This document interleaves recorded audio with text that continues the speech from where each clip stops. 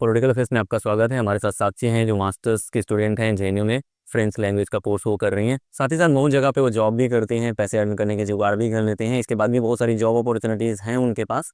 तो उनसे आज हम जानने की कोशिश करेंगे कि फॉरेन लैंग्वेजेस में इन जनरल और फ्रेंच में इन पर्टिकुलर कौन सी जॉब अपॉर्चुनिटीज़ हैं। तो अभी तक जो पहले वीडियो में मैंने बताया था कि फ्रेंच लैंग्वेज मैंने क्यों चूज़ किया, मैं जेएनयू कैसे आई। तो इस वीडियो में जैसा आपने पूछा कि जॉब अपॉर्चुनिटी क्या है, तो और सब्जेक्ट्स के कंपेयर आज भी जो टाइम चल रहा है उसमें फॉरेन लैंग्वेजेस के जॉब अपॉर्चुनिटी ज़्यादा है और बहुत जल्दी मिल जाती है जॉब्स। आप जैसे लैंग्वेजेस में लेवल है A1 A2 B1 B2 C1 C2 मेरे फ्रेंच लैंग्वेज है। ऐसे जापानीज़ में N1 N2 N3। तो जैसे जेएनयू में आप अगर ग्रेजुएशन कंप्लीट कर लेते हैं तो आपका B2 कंप्लीट हो गया और MA first year C1 MA second year C2। C2 मतलब आप नेटिव हो गए। मतलब लेकिन इस लेवल का कि आप जैसे वहाँ बोलने वाले लोग हैं वैसे। वो मतलब ये होता है, लेकिन आप मतलब इंडिया में रहते हुए आप उतना ऑब्वियस सी बातें नहीं हो सकता, आपको फ्रांस जाना पड़ेगा उसके लिए, वहाँ जाके रहिए फिर सीखिए। लेकिन आप B2 आपका B2 इजली आप B2 इतना आप सीख लेते हैं। तो आप कोई भी एमएनसी आजकल B2 पे जॉब ले लेती है। B2 रहना चाहिए डिग्री आपके पास। मतलब ग्रेजुएशन लेवल का हाँ, होना चाहिए। एक एग्जाम भी होता है फ्रेंच में, डेल्फ। डेल्फ एक एग्जाम। हाँ, डेल्फ एग्जाम होता है, उसमें मतलब अब अगर आप B2 क्लियर कर लेते हैं तो आपके पास वो डिग्री भी उतनी मायने रखती है जितना आपका जेएनयू का ग्रेजुएशन। लेकिन जेएनयू से अगर आप ग्रेजुएशन एमए कर रहे हैं तो ये प्लस पॉइंट है कि आप जैसे पीएचडी करना है, आपको एकेडमिक में जाना है तो आप नेट तब दे पाएंगे। फ्रेंच में नेट जेआरएफ भी है और उसके बाद पीएचडी में एडमिशन लेने के बाद आप लेक्चरशिप ज्वाइन कर सकते हैं। तो एक लाइन है, जॉब वाली लाइन है जहाँ पे जो ग्रेड्स होते हैं उसके हिसाब से आप जॉब अपॉर्चुनिटीज होते हैं। एक पर लाइन है आपको कॉर्पोरेट में जाना। कॉर्पोरेट में जाना, दूसरा लाइन है कि आप ये अपना मास्टर्स करते रहें उसके बाद पीएचडी में जा सकते हैं। इन जनरल मतलब ये तो बेसिक सी हो गई कि एक कॉर्पोरेट लाइन है कि कौन कौन सी बाहर के हिसाब से, एक्सपीरियंस के हिसाब से जॉब, मतलब आपने किस तरह की जॉब करी है, अभी आपके दोस्त लोग कौन कौन सी जॉब करता है। मेरे बहुत सारे दोस्त जैसे बीए खत्म होने के बाद कॉर्पोरेट में ज्वाइन हो गए जो कि वर्क फ्रॉम होम कर रहे हैं अभी, और एमए भी कर रहे हैं, मैं नाम नहीं लूंगी, लेकिन वर्क फ्रॉम होम भी कर रहे हैं और उनका अच्छा खासा पैकेज है 7.5 8.5। इस तरह का हाँ, अर्थ से। और एमए भी मतलब हो जा रहा है वो लोग। उसके बाद से एक तो ये हो गया है एमएनसी में आपका है। उसके बाद से आप फ्रीलांसिंग कर रहे हैं जो कि मैं कर रही हूँ। तो फ्रीलांसिंग में इंटरप्रिटेशन आप कर सकते हैं, जैसे कॉन्फ्रेंस हुआ तो अफ्रीकन डेलीगेशन आए तो आपको वहाँ पे आपको रहना पड़ेगा, जो जैसे कि यहाँ के जो हैं ऑफिसर्स वो जो बोलेंगे आपको वो इंटरप्रेट करके उनको समझाना है कि वो क्या बोल रहे हैं और इनकी बातें उनको समझाना है। इज मीडिएटर आप वो करते हैं, इधर की बात उधर हाँ, पहुंचाते हैं। और इंटरप्रिटेशन में भी दो टाइप के इंटरप्रिटेशन होते हैं, कॉन्जिक्यूटिव और साइमल्टेनियस। साइमल्टेनियस हो गया मैं जो बोल रही हूँ आपको कंटिन्यूअस वो बोलना है। कंजिक्यूटिव में मैं बोली, मैं रुकी, फिर आपको इंटरप्रेट करके उनको समझाना है। कोई वो साथ साथ कैसे कर पाते होंगे। तो वो मतलब मैं अभी नहीं कर पाती हूँ, वो जो मतलब जो फ्रांस रह के आए हैं, मैं ये सोचती हूँ कि वही कर पाइए। हाँ, जो इंडिया में भी हैं वो साइमल्टेनियस उनके लिए थोड़ा टफ है। तो ये जो ये लगभग कितने पैसे मिलते हैं एक इंटरप्रिटेशन करने के।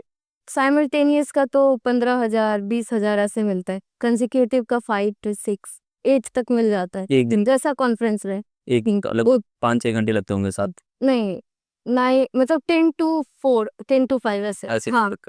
तो ये तो एक इंटरप्रिटेशन वाला काम हो गया। तो केवल कॉन्फ्रेंसेस में इंटरप्रेट करते हैं कि और भी अलग तरीके के काम का इंटरप्रिटेशन होता है। नहीं, और भी जगह होता है, जैसे कि अभी मैं आपको कोर्ट में ड्रग्स जो भी कस्टम में जो ड्रग्स डीलर्स पकड़ाते हैं ज़्यादातर अफ्रीकन्स होते हैं, तो मैं वहाँ भी काम करती हूँ, द्वारका कोर्ट में भी जाती हूँ केस के लिए। तो वहाँ पे आप इंटरप्रेट करके कोर्ट को उनकी बातें। हाँ, जैसे कि अब जज पूछी कि इसको तिहाड़ में कोई दिक्कत हो रहा है या नहीं, तो वो चीज़ मैं उसको बताती हूँ, फिर उसकी दिक्कतें पूछती हूँ, फिर जज को बताती हूँ, फिर या फिर आगे की डेट पर गई वो समझाती हूँ, या फिर जब स्टार्टिंग में वो कस्टम में पकड़ाते हैं तो फिर उस उनको सफदरजंग ले जाया जाता है वहाँ पे उनके ऑपरेट करने के लिए, ड्रग्स निकालने के लिए, तो सफदरजंग में भी इंटरप्रिटेशन चाहिए डॉक्टर से और। हाँ, डॉक्टर से कोऑपरेट करने के लिए, क्योंकि वो लोग नहीं करते रहते हैं। तो ये पैसा कौन पे करता है आपको। कस्टम वाले।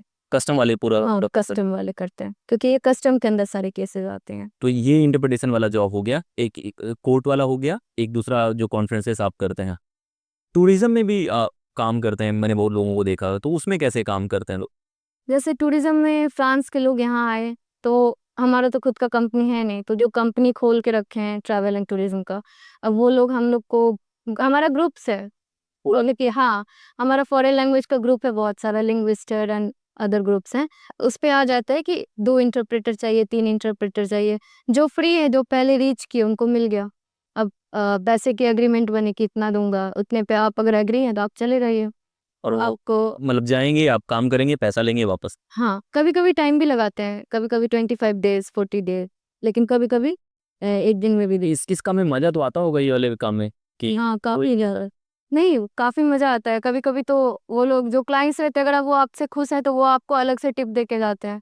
अच्छा ये वही है, कभी $100 ऐसे भी दे के चले जाते हैं, और कभी कुछ अच्छा गिफ्ट भी दे सकते हैं। तो वो लोग जो शॉपिंग करते हैं, उन सब जगहों पे भी कहीं न कहीं आप अपना दिमाग लगाएँ तो वो हाँ, जैसे शॉपिंग करते हैं तो अभी मान लीजिए ऑब्वियस सी बात है, जैसे इंडियन कोई जाएगा बाहर तो वहाँ के रेट से ज़्यादा ही रेट में बेचेंगे वो लोग। तो वैसे ये लोग आते हैं तो दुकान में जैसे कि कोई चीज़ 300 की है, तो वो लोग 500 की बेचते हैं। तो या तो आपको कुछ गिफ्ट लेना है तो आप गिफ्ट ले लीजिए, आपको अगर वो लोग अच्छे से आप अगर पैसे ले सकते हैं तो ले लीजिए। तो ये तो बात अपना माइंड वहाँ यूज़ करना पड़ेगा दिमाग लगाना और वो इस काम में है वो ये वही कर सकते हैं। अगर आप नए कोई जा रहे हैं तो आपको आइडिया नहीं रहेगा। कि कैसे करना हाँ, है। कैसे क्या करना है। ये टूरिज़्म वाला इंडस्ट्री है, ओवरऑल जॉब जो है वो आपकी लैंग्वेज स्किल की वजह से आपको ये जॉब मिल रही है। हाँ। मतलब आपको ट्रैवल आता है तो बहुत बेनिफिट है, लेकिन ओवरऑल ये लैंग्वेज का है कि आप वो आपकी बातें जितने भी फ्रीलांसिंग है जैसे इंटरप्रिटेशन, टूरिज्म वाली और फिर से जो भी मैं करती हूँ, उसके लिए आपको सर्टिफिकेट की ज़रूरत नहीं है। स्किल बेस्ड स्किल बेस्ड है, आपके एक्सपीरियंस पे आपने कितने के जो कॉर्पोरेट में जॉब है वहाँ पे आपको फीडू लेवल हाँ, सर्टिफिकेट जो दिखाना और अगर आप चलिए। पीएचडी के लिए जाना है तो मास्टर्स का वो डिग्री चाहिए होगा। तो ये तो हो गया।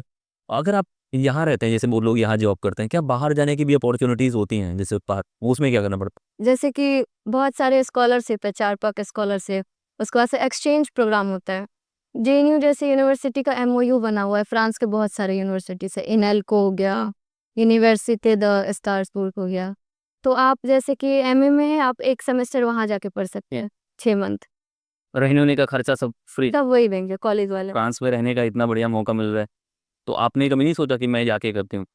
मुझे आइडिया मतलब तब नहीं था इतना, जब मैं एमए सेकंड ईयर में आई मुझे तब पता चला। नहीं तो तब तक मैं एलिजिबल नहीं थी जाने के लिए क्योंकि आप लास्ट ईयर में नहीं जा सकते। एमए फर्स्ट ईयर में आप अगर ट्राई करें तो हाँ, सेकंड और थर्ड सेमेस्टर में आप जा सकते हैं। तो जो लोग ये तो जॉब अपॉर्च्युनिटी इंडिया के विदिन हो गई। क्या इंडिया के बाहर भी अपॉर्च्युनिटीज़ होती हैं? जैसे आपको इंग्लिश भी आती है, जॉब आपको फ्रेंच भी आती है। मुझे लगता है एम्बेसी के थ्रू जाते होंगे। अच्छा आप तो आपको उस लेवल की एक्सपीरियंस चाहिए, एम्बेसी में तो 5 टू 10 ईयर एक्सपीरियंस मांगती है जॉब के लिए। कि वहाँ इस लेवल का आना चाहिए। हाँ, तो एम्बेसी में जब आप जॉब करेंगे तभी आप बाहर जा सकते हैं जॉब्स के लिए। ऐसे आप डायरेक्ट आपका कॉन्टैक्ट अगर हो या फिर किसी कंपनी के थ्रू, आप किसी कंपनी में उसमें हैं जो फ्रांस की कंपनी है तो आपको ट्रांसफ़र हो रहा है। तो ये तो हम लोग फ्रेंड्स की बातें कर रहे थे। तो सबसे अच्छे पैसे किसमें मिलते हैं? मतलब जितने भी और कोर्सेज़ हैं, अगर आपको उस तरह से बताना हो एक्सपीरियंस बेस पे, और कौन-कौन सी लैंग्वेज है जिनमें अच्छे पैसे बनते हैं आज के वक़्त?